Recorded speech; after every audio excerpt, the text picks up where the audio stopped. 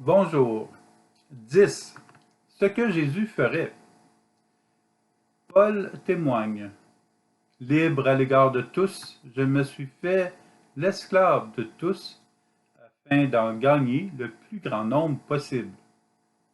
Première lettre de Paul aux Corinthiens, chapitre 9, verset 19. Premièrement, Paul dit qu'il est libre à l'égard de tous.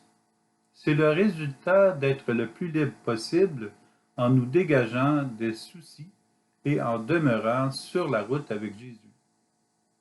Ce n'est pas toujours simple de vivre de cette manière avec toutes les distractions, les illusions qui nous entourent, avec tout ce qui nous éloigne de Jésus, tout ce qui nous provoque à laisser le cheminement.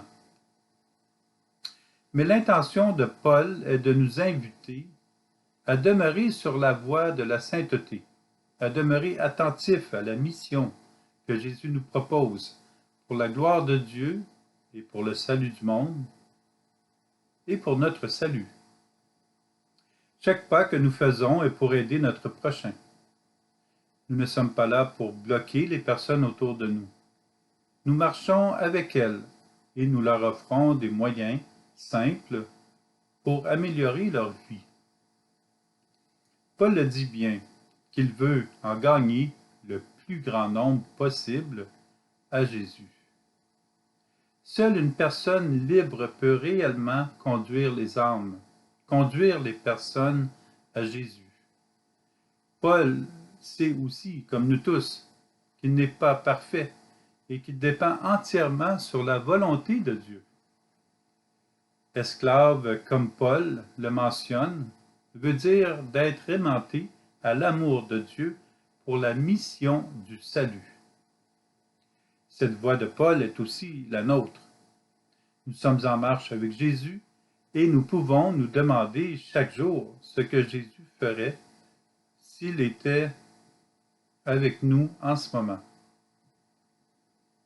Qu'est-ce que Jésus dirait ou proposerait à certaines personnes? Chaque personne est unique, elle n'est pas semblable aux autres. Comment Jésus rejoindrait le cœur de personnes très différentes les unes des autres?